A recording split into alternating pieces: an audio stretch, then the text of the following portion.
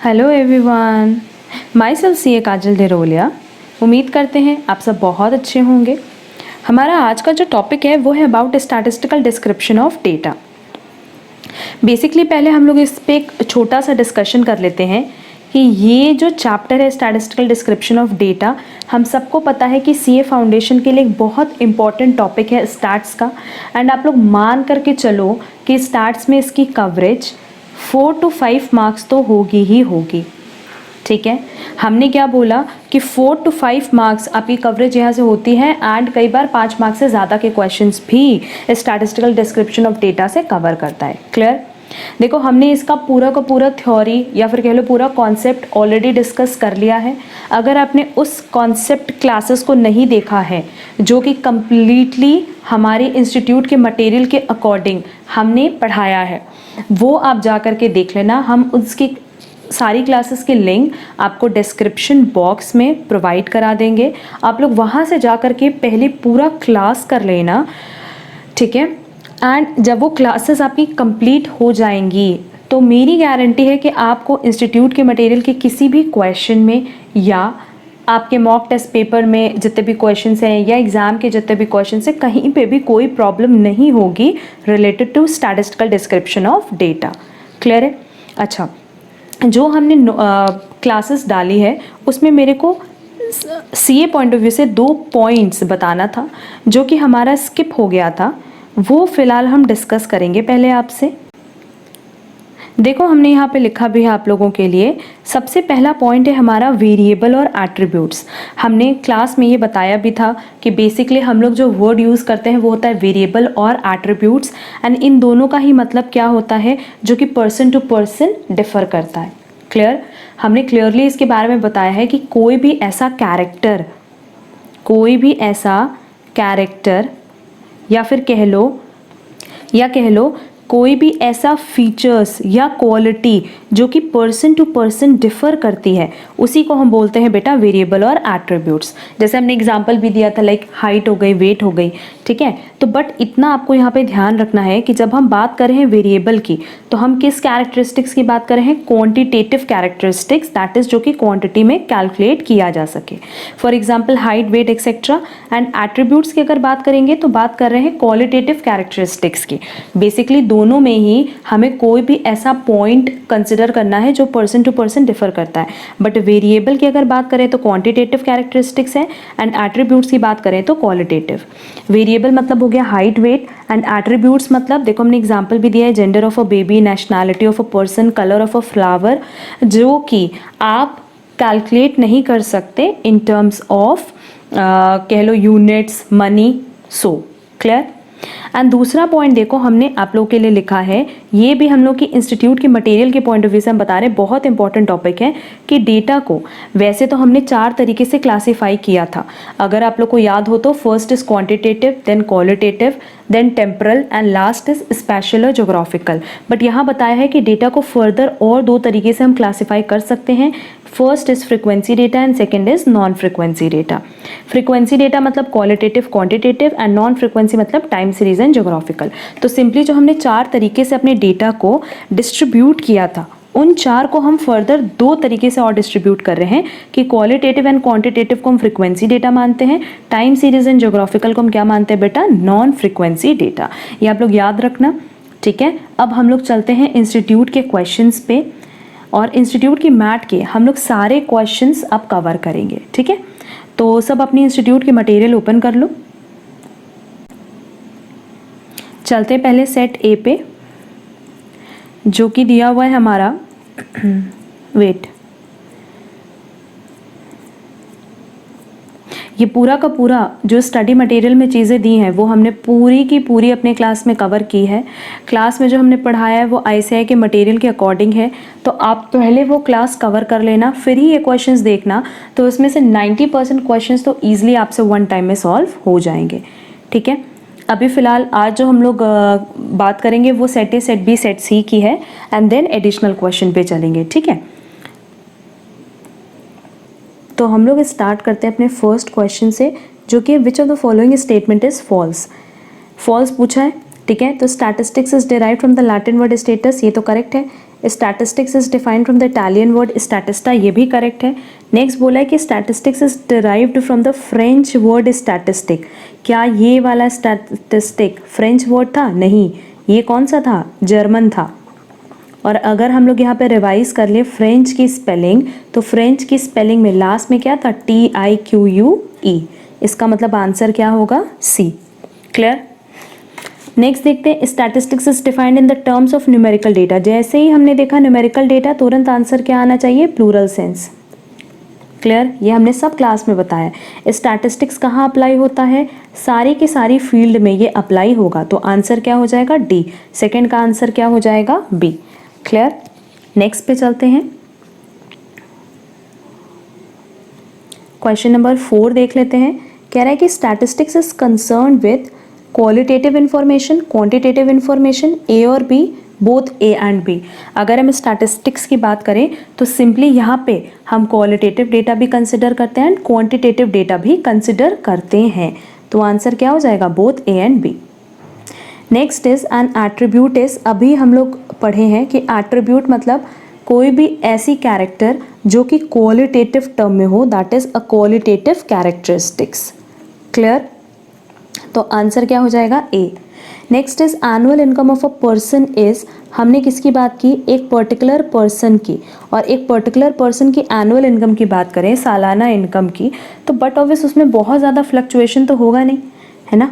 अगर मान लो किसी साल 10,000 है तो अगले साल ज़्यादा से ज़्यादा 11,000 होगी, बहुत ज़्यादा उसमें फ्लक्चुएशन नहीं होगा। उस वजह से इसका आंसर क्या होगा? डिस्क्रीट वेरिएबल, क्योंकि इस तरीके से तो हम उसको प्रेजेंट कर ही सकते हैं आराम से, और हर साल उसकी इनकम बढ़े ऐसा कोई श्योरिटी नहीं है। ठीक। Marks of a student is an example of, again किसकी बात कर रहा है? स्टूडेंट की, है ना। और अगर हम स्टूडेंट के मार्क्स की बात करें, एक पर्टिकुलर स्टूडेंट के अगर हम मार्क्स की बात कर रहे हैं, तो फिर ये क्या हो जाएगा? डिस्क्रीट वेरिएबल, क्योंकि उसमें भी आपको बहुत ज़्यादा फ्लक्चुएशन नहीं मिलेगा। नेक्स्ट क्वेश्चन नंबर 8 देखते हैं। Nationality of a student is, किसकी बात कर रहा है? स्टूडेंट के नेशनैलिटी की। तो ये किस तरह का कैरेक्टरिस्टिक्स हो गया? क्वालिटेटिव कैरेक्टरिस्टिक्स, इसीलिए आंसर क्या हो जाएगा? एट्रीब्यूट। पहली बात तो ये वेरिएबल है ही नहीं। वेरिएबल मतलब कोई भी चीज़ जो आप कैलकुलेट कर सको। देखो ऊपर वाले क्वेश्चंस में, देखो क्वेश्चन नंबर 6, 7 में, कि यहाँ पे एनुअल इनकम था जिसको हम कैलकुलेट कर सकते हैं, मार्क्स था, इसीलिए आंसर क्या होगा? वेरिएबल। एट्रीब्यूट तो सीधे सीधे क्या कर रहे थे? कट कर दे रहे थे। बट अगर नेशनैलिटी ऑफ स्टूडेंट की बात करें तो यहाँ पे हमने क्या बात किया? क्वालिटी की बात की। तो जब क्वालिटी की बात करें तो आंसर क्या हो जाएगा? एट्रीब्यूट। इसी का हमने नोट्स स्टार्टिंग में डिस्कस किया था। ठीक है, नेक्स्ट क्वेश्चन पे चलते हैं। क्वेश्चन नंबर 9 पे लिखा है drinking habit of a person is.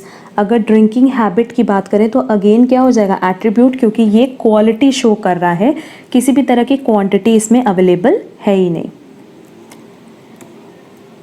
Next देखो, एज ऑफ अ पर्सन। अब खुद सोचो, यहाँ पे तो एक ही पर्सन की बात हो रही है, बट किस चीज़ की बात हुई? एज की।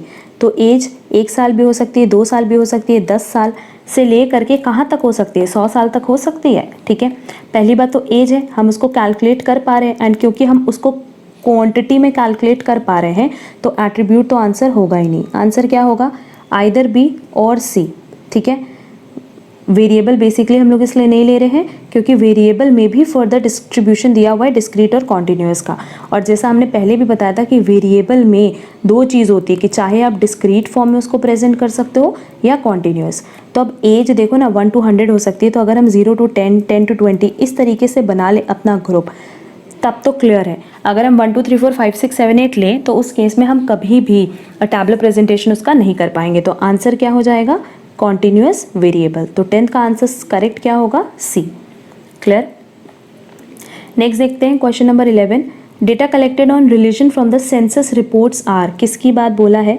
सेंसस रिपोर्ट थी, वहाँ से अगर हम डेटा कलेक्ट कर रहे हैं तो किसी और ने डेटा अपने पर्पस के लिए कलेक्ट किया था, हमने वहाँ से क्या किया? कॉपी कर लिया। तो ये किस तरह का डेटा हो जाएगा? Secondary data. The data collected on the height of a group of students after recording their heights with a measuring tape are. आप खुद गए स्टूडेंट्स के पास, उनकी हाइट आपने मेजर की है, तो फिर उस केस में ये किस तरह का डेटा हो जाएगा? प्राइमरी डेटा, क्योंकि आपने अपने पर्पस के लिए डेटा खुद कलेक्ट करके आप डेटा लाए हो। क्लियर। क्वेश्चन नंबर 13 देखो, कह रहे the primary data are collected by, हमें ये बात पता है कि प्राइमरी डेटा को हम 4 तरीके से कलेक्ट करते हैं, जो कि हमने बताया भी था। ठीक है, अगर तुम लोग क्लास किए हो प्रॉपर तो तुम लोग को याद होगा कि उसमें 4 चीज़ें दी हुई थी। क्या क्या दिया हुआ था? एक तो था कि हम लोग डायरेक्ट ऑब्जर्वेशन करते हैं, एक था इनडायरेक्ट ऑब्जर्वेशन था, है ना, एक क्वेश्चन आयर मेथड था और एक इंटरव्यू मेथड था।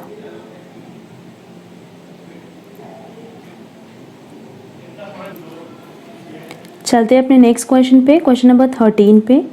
देखो यहाँ कह रहा था primary data are collected by, अगर हम प्राइमरी डेटा की बात करें तो बेसिकली उसमें 4 मेथड से कलेक्शन के, अगर आप लोग को याद ना हो तो हम एक बार रिविजन करा देते हैं।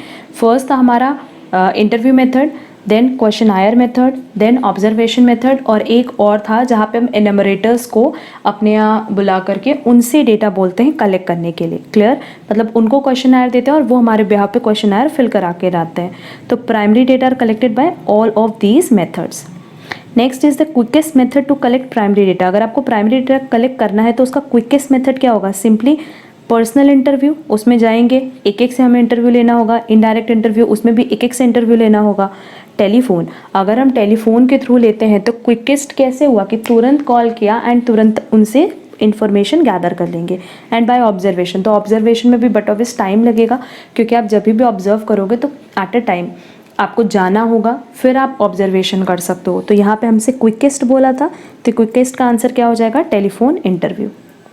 क्लियर है? नेक्स्ट क्वेश्चन पे चलते हैं, क्वेश्चन नंबर 15 पे। कह रहा है the best method to collect data in case of a natural calamity.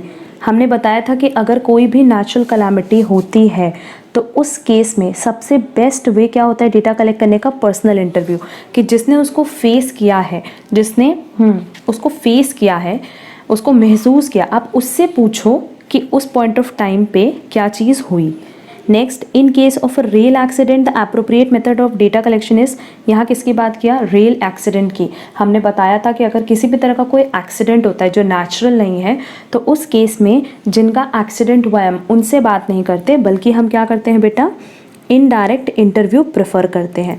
मतलब जिन्होंने दूर से देखा होगा एक्सीडेंट होते हुए, हम उनसे कॉन्टैक्ट करेंगे। क्लियर? तो आंसर क्या हो जाएगा? सी। नेक्स्ट देखते हैं question, which method of data collection covers the widest area. किसकी बात किया है? वाइडेस्ट एरिया की।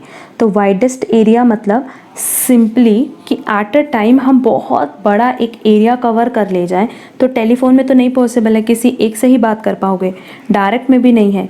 मेल्ड क्वेश्चन आयर मेथड, खुद सोचो, मेल्ड क्वेश्चन आयर मेथड कि आप अपने क्वेश्चन आयर को मेल कर रहे हो, तो जब भी आप मेल करोगे तो एट अ टाइम आप बहुत सारे लोगों को कवर कर लोगे। तो answer will be B. The amount of non responses is maximum in, हमने ये भी बताया था कि सबसे ज़्यादा नॉन रिस्पॉन्सेज कहाँ मिलता है? मेल्ड क्वेश्चन आयर मेथड में, क्योंकि जब हम पर्सनली इंटरव्यू लेते हैं या ऑब्जर्वेशन करते हैं तब तो हमें प्रॉपर रिस्पॉन्स मिलता है, बट जब हम मेल करते हैं तो कुछ लोग हमें रिवर्ट बैक करते हैं और कुछ लोग नहीं करते। Next, some important sources of secondary data are, हमने क्या बोला? इंपॉर्टेंट सोर्सेज की बात कर रहे हैं, तो इंटरनेशनल एंड प्राइमरी तो नहीं हो सकता, प्राइवेट एंड प्राइमरी भी नहीं हो सकता, सिर्फ गवर्नमेंट भी नहीं हो सकता, इंटरनेशनल एंड गवर्नमेंट सोर्सेज। ये किस तरह का डेटा हो जाएगा? हमारा सेकेंडरी डेटा। क्लियर है? चलो अब हम लोग नेक्स्ट क्वेश्चन देखते हैं, जो कि है क्वेश्चन नंबर 20। आ जाते हैं क्वेश्चन नंबर 20 पे। इसमें से बहुत सारा क्वेश्चन तो तुम लोग एक एक बार में बहुत ही ईजिली कर सकते हो, है ना, बट साथ ही साथ करते जाओगे तो वो चीज़ याद होती जाएगी।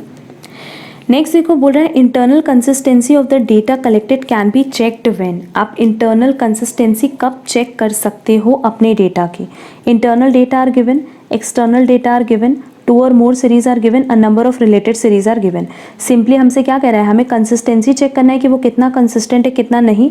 तो बट ऑब्वियस हमारे पास उससे रिलेटेड कोई सीरीज़ अवेलेबल होगी तभी तो हम उसकी कंसिस्टेंसी चेक कर सकते हैं। मतलब हमने क्या बोला कि जो हमारी सीरीज़ है वैसी ही कोई दूसरी सीरीज़ अगर हमें मिल जाए तो हम उस सीरीज़ से कंपेयर करके ये चेक कर सकते हैं कि हमारी वाली सीरीज़ कितनी कंसिस्टेंट है। क्लियर है? तो आंसर क्या हो जाएगा? D. Next, the accuracy and consistency of data can be verified. क्या बोला है यहाँ पे? वेरीफाई करने के लिए बोला है। तो वेरिफिकेशन हमेशा किससे होता है? स्क्रूटनी से। इंटरनल चेकिंग एक्सटर्नल चेकिंग से नहीं होगा, बल्कि किससे होगा? स्क्रूटनी से। स्क्रूटनी के थ्रू आप अपने पूरे के पूरे डेटा को वेरीफाई कर सकते हो। Clear? Next, the mode of presentation of data are, ये भी हम लोगों को पता है, ये बिना मेरे बताए आप लोग बता सकते हो कि मैम टेक्सचुअल होगा, टैबुलर होगा एंड डायग्रामेटिक होगा, that is answer will be A. The best method of presentation of data, ये भी हमने बताया था कि अगर हम बेस्ट मेथड की बात करें तो बेस्ट मेथड कौन सा माना जाता है, टैबुलर प्रेजेंटेशन माना जाता है, बट अगर अट्रैक्टिव मेथड की बात करें बेटा तो फिर क्या माना जाएगा, डायग्रामेटिक। क्लियर। नेक्स्ट क्वेश्चन पे चलते हैं 25 पे। ये सब हमने क्लास में ऑलरेडी डिस्कस किया हुआ है, सिर्फ और सिर्फ एक तरह से कह लो कि यहाँ क्वेश्चन बता करके आंसर कहीं ना कहीं तुम लोग के दिमाग में बैठाने की कोशिश है। एंड इसके अलावा अगर तुमने क्लास प्रॉपर की है तो ये सारे क्वेश्चंस में तुम लोगों को कहीं कोई प्रॉब्लम होगी ही नहीं। क्लियर है। नेक्स्ट देखो क्वेश्चन नंबर 25 कह रहा for tabulation caption is, caption क्या होता है हमने बताया था कि हमारे कॉलम की हेडिंग, और कॉलम की हेडिंग मतलब अपर पार्ट ऑफ द टेबल, तो क्या आंसर ए होगा, नहीं। यहाँ देखो प्रॉपर आंसर दिया है the upper part of a table that describes a column as well as sub column. ठीक, स्टब क्या होता है, रोज की हेडिंग, और हमने बताया था रो हमारा कहाँ होता है, अगर ये टेबल है तो ये ना रोज है, तो ये कहाँ है, टेबल के लेफ्ट पार्ट में है, तो आंसर देखो दिया होगा left part of the table describing the rows, answer क्या हो जाएगा डी, ये कट कर देना, ये मिस प्रिंटिंग। ठीक है। Next, the entire upper part of a table is, entire की बात किया है, पूरा का पूरा अपर पार्ट क्या होगा, बॉक्स हेड, ये भी हमने बताया है। And the unit of measurement in tabulation is shown in box head, वो भी बॉक्स हेड में ही शो होता है, क्योंकि अपर पार्ट की अगर बात करें, ये वाला जो पार्ट था ये क्या है, कैप्शन, पर पूरा का पूरा अगर हम अपर पार्ट लेते हैं जिसमें टाइटल नेम भी होगा, टेबल नंबर भी होगा, यूनिट ऑफ मेजरमेंट भी होगा, तो वो हो जाएगा हमारा बॉक्स हेड। क्लियर। अब चलते हैं नेक्स्ट क्वेश्चन पे, क्वेश्चन नंबर 29 कह रहा है in tabulation source of data if any is shown in, अगर सोर्स है तो सोर्स कहाँ शो करेंगे, फुट नोट पे, जहाँ पे टेबल खत्म होगा। विच of the following statement is untrue for tabulation, untrue पूछा है, ट्रू नहीं पूछा है, तो इस चीज़ का तुम लोग ध्यान दोगे पहले कि क्वेश्चन में क्या पूछ रहा है। तो अनट्रू कह रहा है statistical analysis of data requires tabulation, ये तो ट्रू है क्योंकि अगर हमें एनालिसिस करना है तो हमें टैबुलेशन की ज़रूरत है। It facilitates comparison between rows and not columns, not columns क्या है, कॉलम्स में भी तो ये कंपैरिजन देगा, इसका मतलब आंसर क्या हो गया, बी, बाकी हमें पढ़ने की भी ज़रूरत नहीं है। Hidden trend if any in the data can be noticed in, यहाँ बता चुके हैं कि डायग्रामेटिक रिप्रेजेंटेशन होता है, अगर हिडन ट्रेंड है तो वो डायग्रामेटिक रिप्रेजेंटेशन से हमें पता चल जाएगा। Diagrammatic representation of data is done by simply all of these, क्योंकि डायग्राम भी है, चार्ट्स भी है एंड पिक्चर्स भी है। ठीक है। नेक्स्ट चलते हैं 33 पे, कह रहा है the most accurate mode of data presentation is, most accurate की बात किया ना बेटा, तो मोस्ट एक्यूरेट मतलब सिंपली क्या हो जाएगा, टैबुलेशन। ठीक है।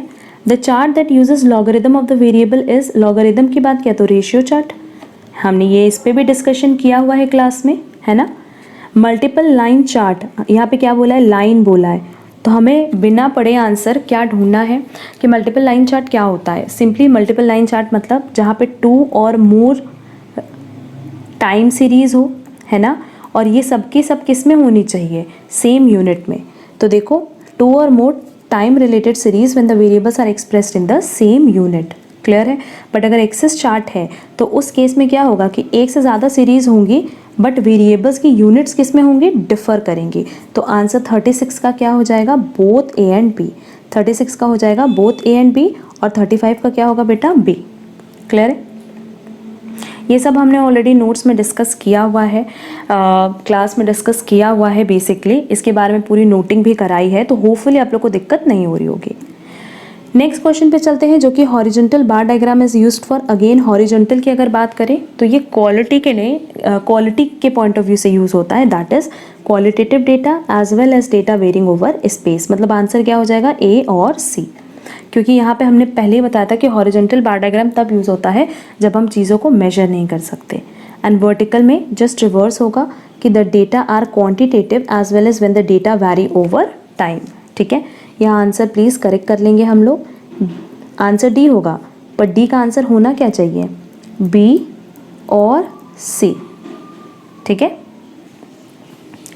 नेक्स्ट देख लेते हैं question, divided bar chart is considered for, divided bar chart की बात कर रहा है, तो हमने डिवाइडेड में ये बताया था कि जो अलग अलग कंपोनेंट्स हैं हम बेसिकली उनके कंपैरिजन एंड उनके रिलेशन को जानने की कोशिश करते हैं with the help of divided bar chart.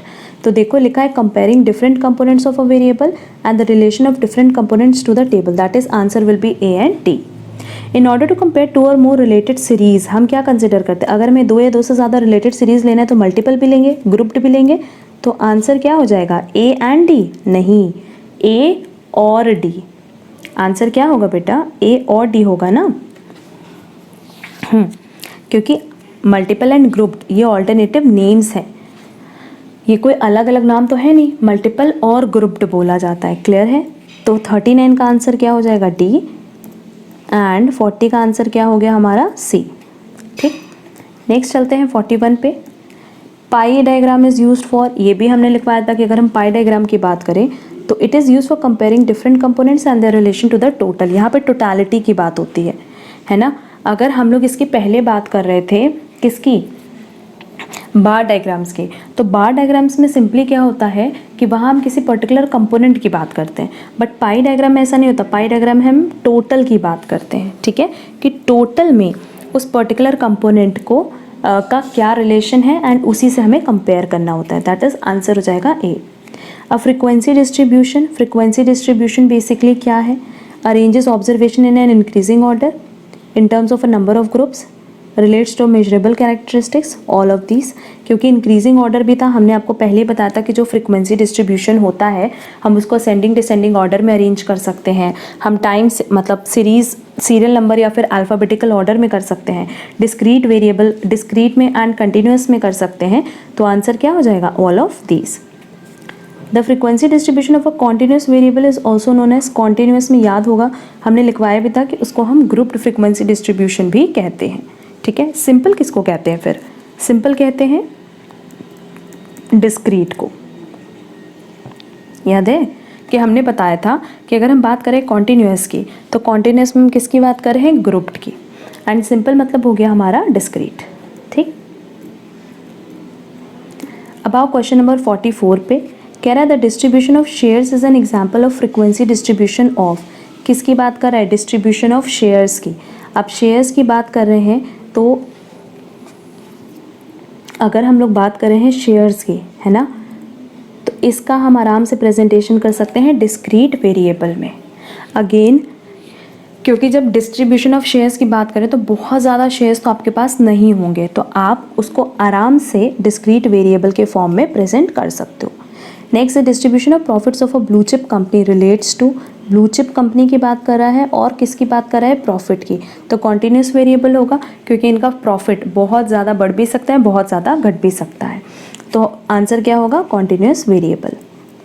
Next देख लेते हैं, कह रहा है mutually exclusive classification. Mutually exclusive मतलब क्या हुआ कि जहाँ पे हम एक्सक्लूड करने की बात करें तो excludes upper class limit but includes the lower class limit. यही तो होता है ना एक्सक्लूसिव सीरीज में हम लोग क्या करते हैं, एक्सक्लूसिव सीरीज में अगर मान लो 0 to 10 है तो इसको इंक्लूड करते हैं, इसको एक्सक्लूड करते हैं, वही चीज़ तो लिखा है। ठीक, and mutually inclusive classification is usually meant for, किसकी बात किया, इंक्लूसिव की। तो इंक्लूसिव में बेसिकली हम लोग क्या से लेते हैं, 0 to 10, 11 to 20 ऐसे हमने बताया था ना। तो इसको हम लोग अब बेसिकली अगर देखा जाए तो कॉन्टीन्यूअस तो उसको नहीं बोल सकते क्योंकि कॉन्टीन्यूअस कब होता, जब ये एक्सक्लूसिव होता। तो म्यूचुअली इंक्लूसिव क्लासिफिकेशन में हमने बोला हम सब कुछ इंक्लूड कर ले रहे हैं, तो फिर इस तरीके से अगर हम प्रेजेंट कर रहे हैं तो यहाँ पे भी तो हम सब कुछ इंक्लूड कर रहे हैं, तो आंसर क्या हो जाएगा, डिस्क्रीट वेरिएबल। बट अगर हम लोग एक्सक्लूसिव की बात कर रहे हैं तो एक्सक्लूसिव में अगर 1 2 3 4 आप लोग लेते तो कभी भी क्या पॉसिबल हो पाता, नहीं। मेरी बात समझो, हमने बोला कि अगर हम म्यूचुअली एक्सक्लूसिव की बात करें मतलब कुछ ना कुछ तो एक्सक्लूड होगा, इसीलिए हम किसकी बात करेंगे, 0 to 10, 10 to 20 ग्रुप की बात करेंगे, और ग्रुप की बात करेंगे तो आंसर बी हो जाएगा। बट अगर म्यूचुअली इंक्लूसिव की बात करें मतलब सब कुछ इंक्लूड कर रहा है, क्लियर। तो जब सब कुछ इंक्लूड कर रहा है तो 1 2 3 4 में भी तो वो सब कुछ है, 1 में 1 इंक्लूड कर रहा है, 2 में 2 इंक्लूड कर रहा है एंड सो ऑन। तो आंसर क्या हो जाएगा, डिस्क्रीट वेरिएबल। नेक्स्ट है mutually exclusive classification is usually meant for, mutually exclusive classification के लिए बोला है, ठीक ना। तो आंसर क्या हो जाएगा, कॉन्टिन्यूस वेरिएबल, क्योंकि अभी हमने इसको जस्टिफाई किया है कि अगर म्यूचुअली एक्सक्लूसिव है तो कहीं ना कहीं कुछ ना कुछ एक्सक्लूड होगा। ठीक, अब आओ 49 पे। कह रहा था LCB, LCB क्या हो गया, लोअर क्लास बाउंड्री, इसके बारे में हमने ऑलरेडी डिस्कशन किया हुआ है। तो a lower class boundary is upper class limit to lower class limit, a lower limit to lower class limit, A and B, A और बी। अगर लोअर की बात हो रही है तो आंसर भी किस में होगा, लोअर में। बस इतना है कि लोअर क्लास लिमिट किसके लिए था, एक्सक्लूसिव सीरीज के लिए था, और लोअर क्लास बाउंड्री किसके लिए हो जाएगा बेटा, इंक्लूसिव सीरीज के लिए। क्लियर। अब आओ नेक्स्ट क्वेश्चन पे जो कि है 50। यूसीबी की अगर हम बात करें तो यूसीबी सेम वही चीज़ हो जाएगा, upper limit to upper class limit. मतलब यूसीबी एंड यूसीएल दोनों सेम ही है ना, बस एक एक्सक्लूसिव सीरीज के लिए और एक इंक्लूसिव सीरीज के लिए। Length of a class is, length की अगर हम बात करें तो यूसीबी माइनस एलसीबी होगा, क्योंकि इसका अगर हम लोग को डिफरेंस पता हो तो हमने बताया भी था कि इसके डिफरेंस को हम क्या बोलते हैं, क्लास मैग्नीट्यूड, जिसका अदर नेम क्या हो जाएगा, क्लास लेंथ। ठीक है। बट अगर यूसीएल एंड एलसीएल के बीच में डिफरेंस की बात करें तो उसको हमने किसका नाम दिया था, क्लास इंटरवल का। तो आंसर क्या हो जाएगा, ए। क्लियर है। नेक्स्ट देखते हैं, for a particular class boundary the less than cumulative frequency and more than cumulative frequency add up to, कहाँ तक हम ऐड करते हैं, सिंपली टोटल फ्रिक्वेंसी तक। तो आंसर हो जाएगा ए। फ्रिक्वेंसी डेंसिटी क्या होता है, इसके बारे में भी हमने बताया था कि फ्रिक्वेंसी डेंसिटी मतलब class frequency divided by class length. सीधे हम आंसर टिक करें क्योंकि इसके बारे में हमने डिस्कशन किया है। रिलेटिव फ्रिक्वेंसी की अगर बात करें, देखो रिलेटिव की अगर हम बात करते हैं तो सिंपली वो हमेशा कहाँ से कहाँ तक लाई करेगा, 0 to 1 के बीच में। ठीक है। अगर रिलेटिव फ्रिक्वेंसी की हम बात करें तो रिलेटिव फ्रिक्वेंसी हमेशा लाई करता है बिटवीन 0 and 1। क्लियर। नेक्स्ट है, mode of a distribution can be obtain from histogram, ये भी हमने बताया था। और मीडियन किससे मिल जाएगा, ओगिव से, चाहे लेस देन ओगिव हो चाहे मोर देन ओगिव हो, क्योंकि ओगिव किस फॉर्म में होता है, कर्व के फॉर्म में होता है। Clear. Next question is 57। A comparison among the class frequencies is possible only in, class frequencies के बीच में कंपैरिजन की बात किया है तो ये सिर्फ और सिर्फ किस केस में पॉसिबल है, हिस्टोग्राम में, क्योंकि ओगिव में तो कर्व बनता है एंड फ्रिक्वेंसी पॉलीगन में तो हम हिस्टोग्राम की हेल्प से ही फ्रिक्वेंसी पॉलीगन बनाते हैं मिड पॉइंट्स को जोड़ के। तो अगर हम क्लास फ्रिक्वेंसीज की बात करें तो हिस्टोग्राम में हम क्या करते हैं, इस तरीके से बनाते हैं ना, तो बहुत ही ईजिली हम क्लास फ्रिक्वेंसीज के बीच में, सॉरी हिस्टोग्राम की अगर हम बात करें तो इस तरीके से बनाते हैं, है ना। तो यहाँ बहुत ही ईजिली फ्रिक्वेंसी के बीच में एक कंपैरिजन कर सकते हैं। ठीक। Next, frequency curve is a limiting factor of frequency polygon as well as histogram, क्योंकि इन दोनों को बनाने के बाद ही फ्रिक्वेंसी कर्व बनाना पॉसिबल है। क्लियर है। नेक्स्ट क्वेश्चन देखते हैं, कह रहा है most of the commonly used frequency curves are, most of the commonly used, तो हमने पहले बताया था कि कॉमनली यूज्ड में बेल शेप्ड आता है जो इस तरीके से बनता है, क्योंकि ये जनरली बड़ी बड़ी कंपनीज भी अपना जो कर्व है वो इसी तरीके से बनाती हैं कि स्टार्टिंग में वो धीरे धीरे ग्रोथ करती हैं, फिर एक टाइम पे पीक पे आती हैं और फिर उनका डाउनफॉल शुरू हो जाता है। ठीक। Next is the distribution of profit of a company are, distribution of a profit की बात करें तो अगेन किसकी बात करें बेटा, बेल शेप्ड की। क्लियर है। ये हमारा ओवरऑल था सेट ए। अब देखोगे ना, अगर सेट बी और सेट सी की बात करें तो सेट बी और set C exam point of view से तुम लोग के लिए रेलेवेंट नहीं है, क्योंकि एग्जाम में हमारे सब्जेक्टिव क्वेश्चंस नहीं आते हैं बल्कि ऑब्जेक्टिव आते हैं। ठीक है। तो सेट सी तुम लोग चाहो तो तुम लोग कर सकते हो, हम क्लास में कट करवा देते हैं, क्योंकि इसको करने की बिल्कुल भी ज़रूरत नहीं है, इस पैटर्न पे कभी भी क्वेश्चन नहीं आता है। ठीक है। नेक्स्ट क्लास जो हम अपलोड करेंगे उसमें हम ये सेट बी सॉल्व करवाएंगे, सारा तो नहीं पर कुछ कुछ क्वेश्चंस जो relevant exam point of view से वो, एंड जितने भी एडिशनल क्वेश्चंस हैं हम लोग उसको डिस्कस करेंगे। ठीक है।